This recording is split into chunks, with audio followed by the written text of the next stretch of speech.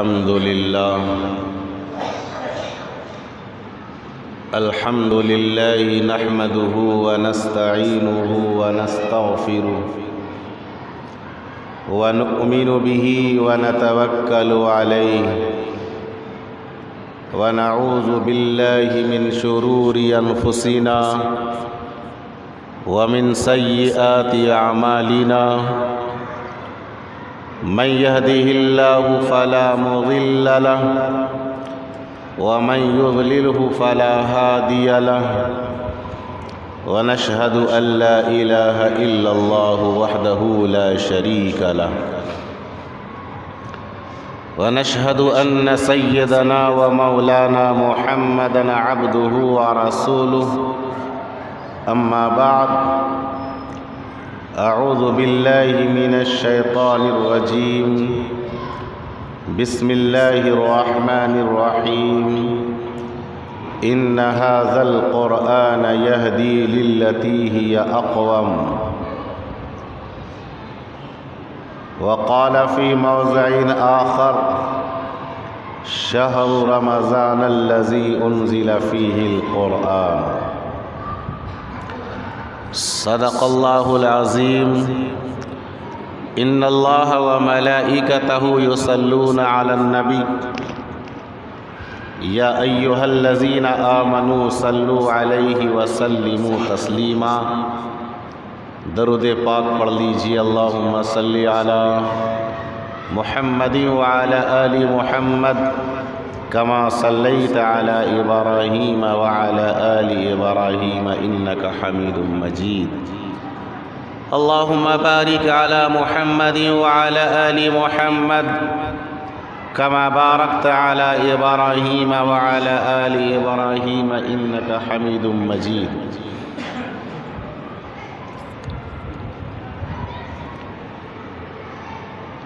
وہ زمانے میں معزز تھے مسلمان ہو کر، وہ زمانے میں معزز تھے مسلمان ہو کر، اور آج ہم خوار ہوئے تاریک قرآن ہو کر۔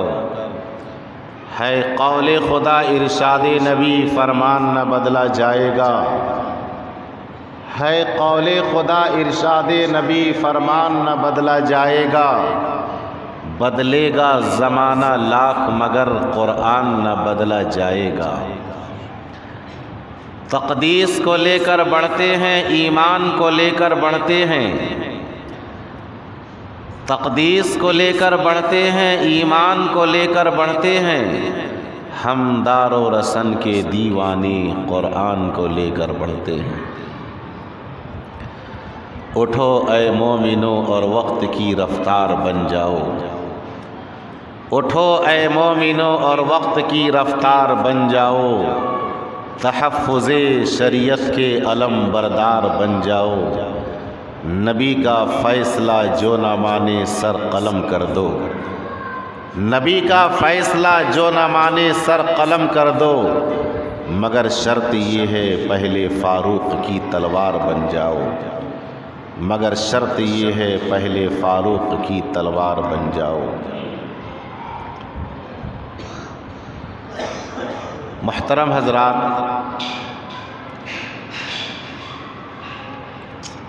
بہت دن سے مسلمان منتظر تھے جس مہینے کے، بہت دن سے مسلمان منتظر تھے جس مہینے کے، بڑی عظمت بڑی شوکت سے وہ رمضان آ پہنچا۔ مبارک ہو سب کو مبارک مہینہ، بنے سب کی خاطر یہ جنت کا زینہ۔ مبارک ہو سب کو مبارک مہینہ، بنے سب کی خاطر یہ جنت کا زینہ۔ عبادت کی توفیق ایسی خدا دے، عبادت کی توفیق ایسی خدا دے کہ نازل ہو بے چین دل پر سکینہ۔ حضرات محترم، گزشتہ جمعہ آپ حضرات کے سامنے قرآن کی حقانیت پر گفتگو ہوئی تھی، اور میں نے آپ حضرات کے سامنے ایک بات کہی تھی کہ آئندہ جمعہ قرآن کے چیلنج پر گفتگو ہوگی۔ آئیے اس عنوان پہ دو چند باتیں پیش کروں۔ آمد رمضان ہے، اس رمضان کی آمد پر ہمارے نبی کا کیا عمل تھا، ان ساری باتوں کو آپ حضرات سماعت فرمائیں۔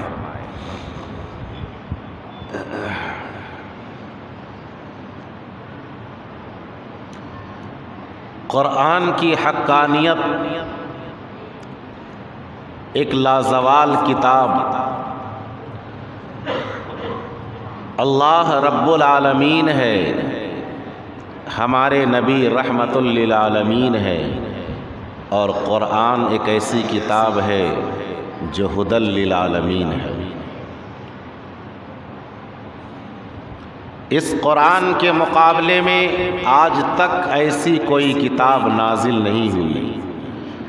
علماء فرماتے ہیں کہ آسمانی کتابوں کی تعداد 315 ہے، لیکن اس قرآن کا مقابلہ آج تک کسی کتاب نے نہیں کیا، نہ کر پایا۔ یہ قرآن سید الکتب ہے، افضل الکتب ہے، تمام کتابوں کا سردار ہے۔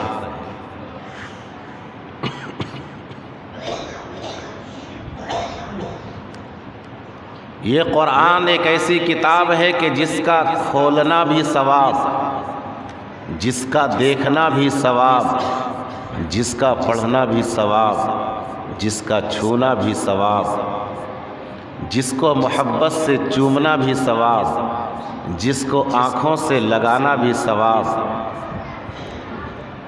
اور جو اس کتاب کو محبت کی نگاہ سے دیکھتا ہے اس کی آنکھوں کی روشنی تیز ہوتی ہے، اور جو اس قرآن کو محبت سے پڑھتا ہے اس پر اللہ کی رحمتیں نازل ہوتی ہیں، اور جو اس قرآن کو یاد کرے گا وہ حافظ قرآن کہلائے گا، جو اس قرآن کو تجوید و قرأت کے ساتھ پڑھے گا تو قاری قرآن کہلائے گا، جو اس کتاب کو ترجمے تفسیر کے ساتھ پڑھے گا تو مفسر قرآن کہلائے گا، اور جو اس قرآن کی حقانیت کو بیان کرے گا تو مبلغ اسلام کہلائے گا۔ یہ قرآن، جس قرآن کی حقانیت پہ گفتگو ہوئی، اس قرآن کے متعلق مکہ کے باشندوں نے، کافران مکہ نے یہ کہا کہ یہ قرآن خدا کا کلام نہیں ہے بلکہ بندوں کا بنایا ہوا کلام ہے۔ اس وقت رب کائنات نے اپنے پیارے حبیب صلی اللہ علیہ وسلم سے ارشاد فرمایا کہ میرے پیارے حبیب، قل لئن اجتمعت الجن والانس علی ان یأتوا بمثل ھذا القرآن، اے نبی آپ ذرا بتا دیجئے ان لوگوں کو جو یہ کہتے ہیں کہ قرآن اللہ کا کلام نہیں ہے بلکہ بندوں کا کلام ہے، ذرا آپ ان سے کہہ دیجئے، اعلان کر دیجئے، پورے عوام کو بتا دیجئے کہ سارے جنات، انسان، پوری کائنات مل کر کے اس جیسی آیت بنا کر کے پیش کر دیجئے، تب پتہ چل جائے گا کہ یہ بندوں کا کلام ہے یا اللہ کا کلام ہے۔ قرآن نے چیلنج کیا، اس چیلنج کو کسی عالم نے، کسی محقق نے، کسی مفسر نے، کسی مدقق نے، کسی ادیب نے، کسی عربی داں نے نہیں کیا، بلکہ یہ ڈائریکٹ چیلنج خلاق عالم کر رہا ہے۔ اور کن سے کر رہا ہے؟ پوری دنیا میں بسنے والے انسانوں سے کر رہا ہے کہ لوگوں، اگر تجھے یقین ہے کہ یہ قرآن اللہ کا کلام نہیں ہے بندوں کا کلام ہے تو قل لئن اجتمعت الجن والانس علی ان یأتوا بمثل ھذا القرآن، کہ سارے جنات و انسان سب جمع ہو جائیں اور سب جمع ہو کر کے اس قرآن جیسی آیت بنا کر کے پیش کر دیں۔ پورے قرآن کی مثال کوئی پیش نہیں کر سکا۔ پھر اللہ نے دوسرا چیلنج دیا۔ کیا چیلنج دیا؟ فَأْتُوا بِعَشَرِ سُوَرٍ مِثْلِهِ، کہ اگر پورے قرآن کی مثال نہیں پیش کر سکتے تو قرآن کی 10 آیت پیش کر کے دکھا، 10 سورت پیش کر کے دکھا، فَأْتُوا بِعَشْرِ سُوَرٍ مِثْلِهِ کہ 10 سورت پیش کر کے دکھا۔ ساری دنیا حیران و ششدر رہ گئی، آج تک قرآن کی 10 سورت پیش نہ کر سکی۔ پھر اللہ تبارک و تعالیٰ نے مہلت دیا، اور چند عرصے کے بعد رب کائنات نے فرمایا کہ تم پورے قرآن کی مثال نہیں پیش کر سکے، تم 10 سورت پیش نہیں کر سکے۔ آگے اللہ تبارک و تعالیٰ نے فرمایا فَأْتُوا بِآیَةٍ کہ ایک آیت بھی پیش کر دے، یا فَأْتُوا بِسُورَةٍ مِثْلِهِ کہ ایک سورت کے برابر ایک سورت پیش کر دے۔ قرآن کی سب سے چھوٹی سورت اِنَّا أَعْطَيْنَاكَ الْكَوْثَرَ ہے، سورہ کوثر قرآن کی سب سے چھوٹی سورت۔ اللہ نے فرمایا کہ تو پورے قرآن کی مثال نہیں پیش کر سکا، 10 سورت کی مثال پیش نہیں کر سکا، تو کم سے کم ایک سورت کی مثال تو پیش کر دے۔ اللہ تبارک و تعالیٰ نے فرمایا کہ میرے پیارے لاڈلے حبیب صلی اللہ علیہ وسلم آپ ان کافروں کو بتا دیجئے کہ اِنَّا أَعْطَيْنَاكَ الْكَوْثَرَ فَصَلِّ لِرَبِّكَ وَانْحَرْ إِنَّ شَانِئَكَ هُوَ الْأَبْتَرُ۔ اس سورت کی مثال پیش کر کے لایا جائے۔ چنانچہ اللہ کے لاڈلے نبی نے خانہ کعبہ میں سورت کو لٹکا دیا، خانہ کعبہ میں اس سورت کو لٹکا دیا۔ 3 سال تک یہ سورت لٹکی رہی، 3 سال تک، اور پوری دنیا کفر کو یہ چیلنج کرتی رہی کہ آؤ ذرا قرآن کی مثال پیش کر کے دکھاؤ۔ 3 سال تک یہ سورت لٹکتی رہی، لیکن آج تک کوئی قرآن کی ایک سورت تو درکنار، قرآن کی ایک آیت بھی اس کے مثل پیش نہ کر سکی۔ 3 سال تک یہ سورت لٹکتی رہی، اور مکہ کے بڑے بڑے عربی داں، امرؤ القیس جیسا عربی جاننے والا، بڑے بڑے عربی گرامر کے مالکین، اور ایسے عرب کے اندر عربی داں تھے جن کو 40,000 عربی اشعار یاد تھے، وہ قرآن کی ایک آیت نہیں پیش کر سکا، تو آج کی دنیا قرآن کی آیت کہاں سے پیش کر سکتی ہے؟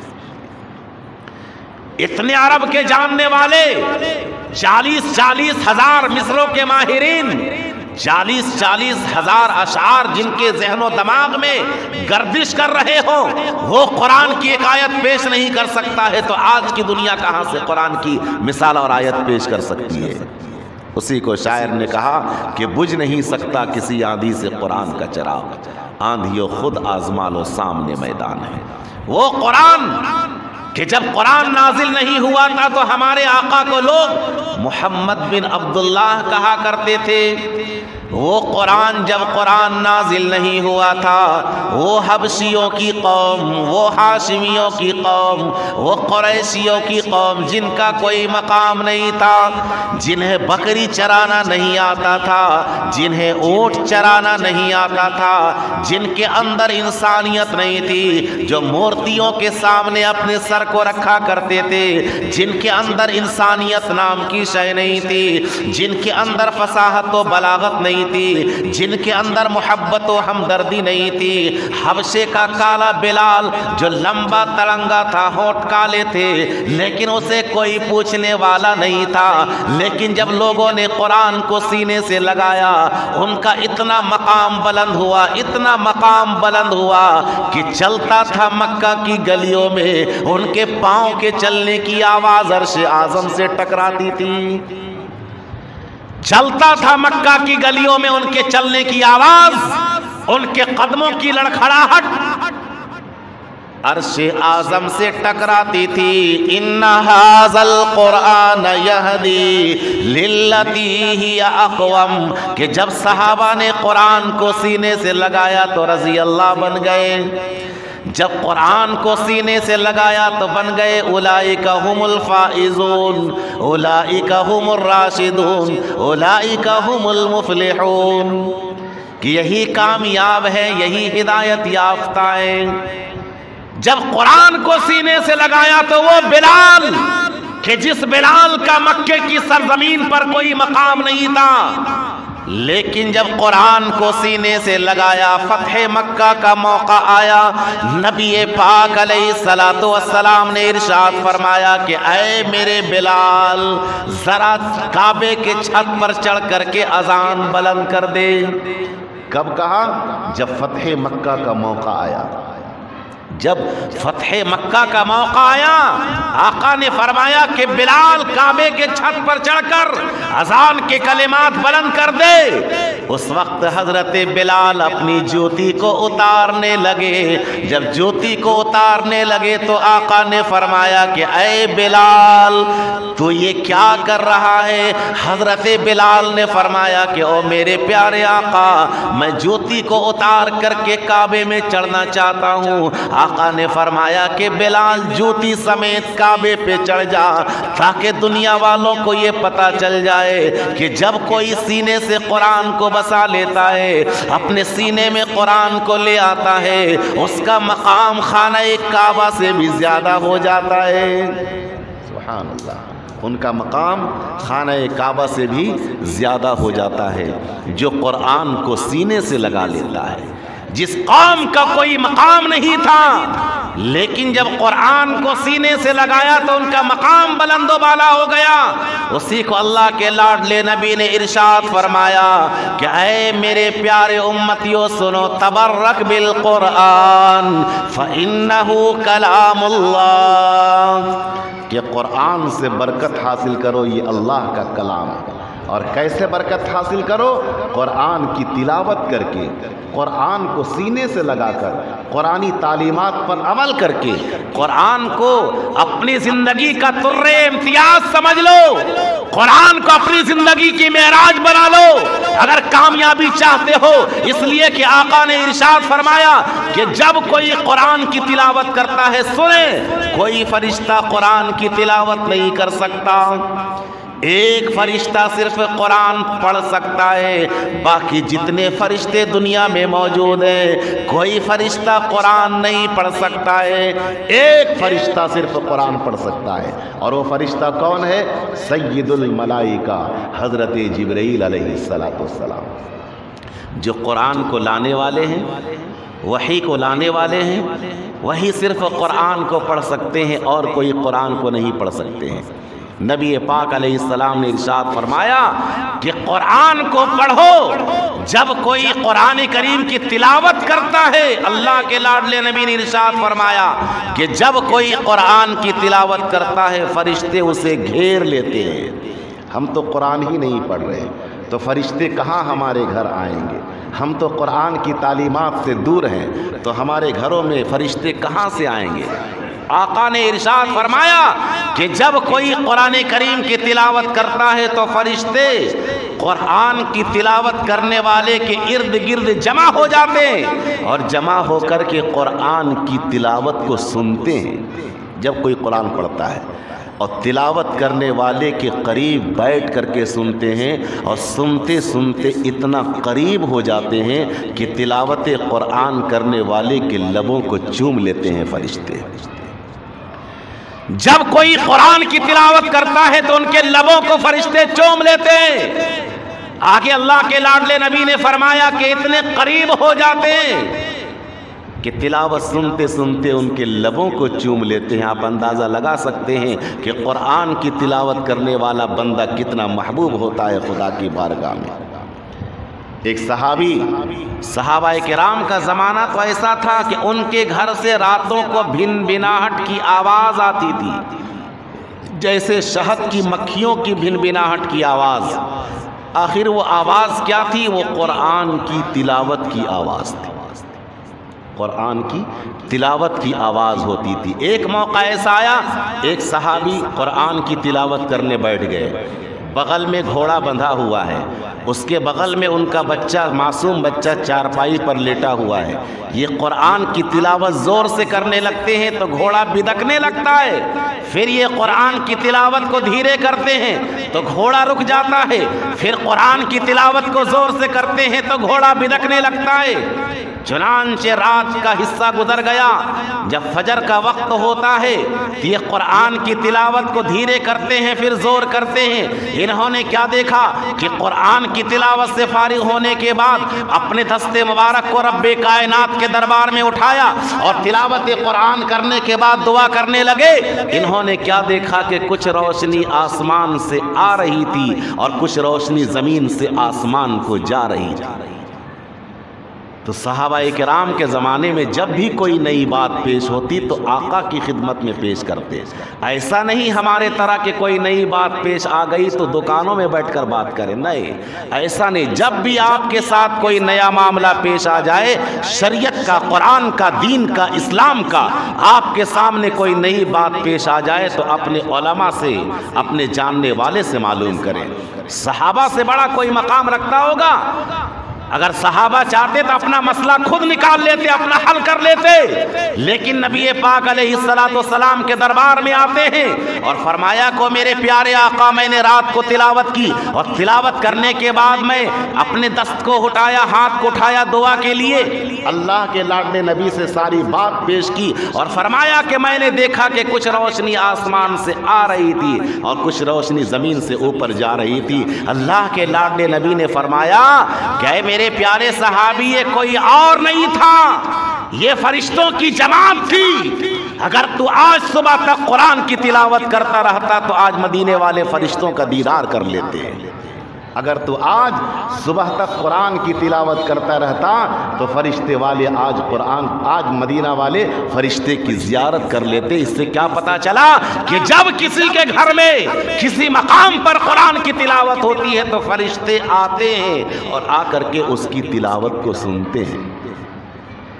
تو تلاوت کا مہینہ آ گیا ہے، شہر رمضان الذی انزل فیہ القرآن، یہ رمضان کا مہینہ داخل ہونے والا ہے، مبارک مہینہ جس مہینے کے متعلق حضرت اماں عائشہ صدیقہ رضی اللہ تعالی عنہا جو ازواج میں لئیقہ ہیں، با ادب با سلیقہ ہیں، اماں عائشہ صدیقہ ہیں، وہ فرماتی ہیں، آقائے دو عالم علیہ السلام کا فرمان نقل کرتی ہیں کہ اگر میری امت کو پتہ چل جائے، اگر میری امت کو پتہ چل جائے کہ رمضان کے اندر کتنی برکتیں ہیں، کتنی رحمتیں ہیں، اگر میری امت کو پتہ چل جائے کہ رمضان میں کتنی برکتیں، کتنی رحمتیں ہیں، کتنی خدا کی عنایات ہیں، کتنی رحمت کی برسات ہے، تو میری امت پورے سال یہ دعا کرتی کہ رمضان ہی رمضان رہے۔ یہ روزہ کیا ہے؟ یہ روزہ کیا ہے؟ روزہ اللہ کی رضا اور محمد مصطفیٰ کی ادا کا نام ہے۔ پورے روزے کا خلاصہ کیا ہے کہ روزہ نام ہے اللہ کی رضا کا اور محمد مصطفیٰ صلی اللہ علیہ وسلم کی ادا کا نام روزہ ہے۔ اس رضا اور ادا کو سامنے رکھ کر کے ہم روزہ رکھیں گے، انشاءاللہ برکتیں نازل ہوں گی۔ آقائے دو عالم علیہ السلام تو اکثر و بیشتر روزے کی حالت میں رہا کرتے تھے۔ ایک موقع ایسا آیا کہ گھر تشریف لاتے ہیں، جیسے ہی دروازے پہ دستک دیتے ہیں آقا فرماتے ہیں کہ میری عائشہ، حل عندکی شیئن عائشہ، کہ گھر میں کچھ کھانے کو ہے، گھر میں کچھ کھانے کو ہے۔ حضرت اماں عائشہ رضی اللہ تعالیٰ عنہ فرماتی ہیں، او میرے پیارے آقا، آپ ہی نے تو سکھایا ہے کہ گھر میں کچھ رہے تو اسے غریبوں میں بانٹ دینا۔ او میرے پیارے آقا، گھر میں کھانے کو کچھ نہیں ہے۔ آقا نے فرمایا کہ عائشہ، پریشان ہونے کی ضرورت نہیں ہے، انا صائم۔ محمد مصطفیٰ نے روزے کی نیت کر لی ہے، محمد مصطفیٰ نے روزے کی نیت کر لی ہے۔ تو رمضان کا مہینہ آ رہا ہے، اس رمضان کے مہینے میں ہمارے نبی کا کیا عمل تھا، اس عمل کو ہمیں اور آپ کو آج ہی سے شروع کر دینا ہے۔ کیا عمل تھا؟ حضرت اماں عائشہ رضی اللہ تعالیٰ عنہ فرماتی ہے، کلما دخل رمضان، کلما دخل رمضان شد مئزرہ وایقظ اہلہ واحیا لیلہ، کہ جب رمضان کا مہینہ آتا تو نبی پاک علیہ السلام کمر بستہ ہو جایا کرتے، کمر کو باندھ لیا کرتے تھے، اور ہمارا کیا حال ہے، کمر کو ڈھیلا کر لیتے ہیں۔ تاکہ افطار بھی ڈٹ کے کرنا ہے، تراویح کے بعد کھانا بھی ڈٹ کے کھانا ہے، سحری بھی ڈٹ کے کھانا ہے۔ لیکن ہمارے پیارے آقا کیا کرتے تھے؟ کمر بستہ ہو جایا کرتے۔ روایت کون بیان کرتی ہے؟ اما عائشہ رضی اللہ تعالیٰ عنہا کہ کلما دخل رمضان شد مئزرہ وایقظ اہلہ واحیا لیلہ، کہ جب رمضان کا مہینہ داخل ہوتا آقا کمر بستہ ہو جایا کرتے، کمر کو باندھ لیا کرتے۔ کس چیز کے لیے؟ عبادت کے لیے، تلاوت کے لیے، ذکر و اذکار کے لیے، اللہ کو راضی کرنے کے لیے، اپنے پاس جو کچھ ہوتا اللہ کے راستے میں لٹانے کے لیے۔ اتنا لٹاتے کہ روایت میں آتا ہے کہ کان اجود الناس، کے پیارے آقا پوری کائنات میں سب سے زیادہ سخی تھے۔ آگے آقا نے فرمایا کہ سخی حبیب اللہ، کہ سخاوت کرنے والا تو اللہ کا دوست ہوتا ہے۔ السخی حبیب اللہ، سخاوت کرنے والا اللہ کا دوست ہوتا ہے۔ اور آگے فرمایا السخی قریب من اللہ، السخی قریب من الناس، السخی قریب من الجنہ، کہ سخی جو ہوتا ہے وہ اللہ کے قریب ہوتا ہے، لوگوں کے قریب ہوتا ہے، جنت کے قریب ہوتا ہے۔ اور آگے فرمایا البخیل بعید من اللہ، البخیل بعید من الناس، البخیل بعید من الجنہ، البخیل قریب من النار، کہ جو بخیل ہوتا ہے، کنجوس ہوتا ہے، وہ اللہ سے دور ہوتا ہے، لوگوں سے دور ہوتا ہے، اللہ سے دور ہوتا ہے، وہ جنت سے دور ہوتا ہے اور جہنم کے قریب ہوتا ہے۔ ہمارے پیارے آقا علیہ السلام تو جب رمضان آتا آپ کی عطائیں ایسی لٹتی تھی۔ اما عائشہ رضی اللہ تعالیٰ عنہ فرماتی ہے جیسے ٹھنڈی کے موسم میں سرسر ہوائیں چلتی ہے، ایسے آپ کی رحمتیں اور آپ کی دولتیں لٹا کرتی تھی۔ ایک موقع ایسا آیا کہ نبی پاک علیہ السلام کے نواسے حضرت حسین رضی اللہ تعالیٰ عنہ اور حاتم طائی کا پوتا، حاتم طائی کا نام آپ نے سنا ہوگا، جو بہت بڑا سخی گزرا ہے، اتنا بڑا سخی تھا کہ اشرفیہ دینار ان کے دروازے سے لٹا کرتے تھے، ہاتھوں میں اس طرح کر کے وہ بانٹا کرتے تھے۔ ایک موقع ایسا آیا کہ دونوں میں بحث ہوتی ہے، حاتم طائی کے پوتے میں اور نبی پاک علیہ السلام کے نواسے میں، ادھر نبی کا نواسا ادھر حاتم طائی کا پوتا، دونوں میں بحث و گفتگو ہوتی ہے۔ کیا کہتے ہیں دونوں؟ کہ میرا دادا تو وہ دادا ہے کہ جس کے 10 دروازے تھے۔ ہر شخص اپنے نانا اور دادا کی تعریف کرتا ہے۔ تو حاتم طائی کے پوتے نے کیا کہا کہ میں اس دادا کا پوتا ہوں کہ میرے دادا کے 10 دروازے ہیں اور ہر دروازے میں کچھ نہ کچھ ملتا، کسی میں گھی ملتا، کسی میں چاول ملتا، کسی میں آٹا ملتا، کسی میں نمک چینی ملتی، کسی میں کپڑے ملتے۔ میرے دادا کے 10 دروازے سے ہر دروازے پر کچھ نہ کچھ ملتا، میرے دادا کے دروازے سے کوئی خالی ہاتھ نہیں لوٹتا، ہر دروازے پہ کچھ نہ کچھ ملتا۔ اس وقت نبی پاک علیہ السلام کے نواسے حضرت امام حسین نے فرمایا کہ سن، میں اس نانا کا نواسا ہوں کہ میرے نانا کے ایک دروازہ۔ پھر حاتم طائی نے کہا، حاتم طائی کے پوتے نے کہا کہ تیرے دادا کے 10 دروازے تھے اور ہر دروازے پر کچھ نہ کچھ ملتا، لیکن میں اس نانا کا نواسا ہوں کہ میرے نانا کے دروازے پر ایک بار کوئی جاتا اسے دوسرے دروازے پر جانے کی ضرورت پیش نہیں آتی، اسے دوسرے دروازے پر جانے کی ضرورت پیش نہیں آتی۔ بزرگوں دوستو، تو رمضان کا مبارک مہینہ آ چکا ہے، دستک دے رہا ہے۔ اب آپ حضرات تیار ہو جائیے عبادت کے لیے، ذکر و اذکار کے لیے۔ صرف خود عبادت نہ کرے، آقا نے فرمایا من شد مئزرہ وایقظ اہلہ، اپنے گھر والوں کو جگاتے۔ ایسا نہیں کہ ہم کھانا کھا رہے ہیں، ہم نماز پڑھ رہے ہیں، سحری کر رہے ہیں، تراویح پڑھ رہے ہیں، ہم خود نہیں کریں بلکہ اپنے گھر والوں کو بھی کہیں کہ آپ کو بھی پڑھنا ہے۔ وہ احیا لیلا، اپنے گھر والوں کو جگاتے اور خود راتوں کو اٹھ کر کے اللہ کی عبادت کرتے۔ اللہ تبارک و تعالی ہمیں اور آپ کو ان سب باتوں پر عمل کرنے کی توفیق عطا فرمائے۔ انشاءاللہ اب آئندہ جمعہ سے رمضان کی فضیلت و اہمیت پہ گفتگو ہوگی۔ رب کائنات ہمیں اور آپ کو رمضان جیسے مبارک مہینے کا استقبال کرنے کی توفیق عطا فرمائے۔ آمین۔ وآخر دعوانا ان الحمدللہ رب العالمین۔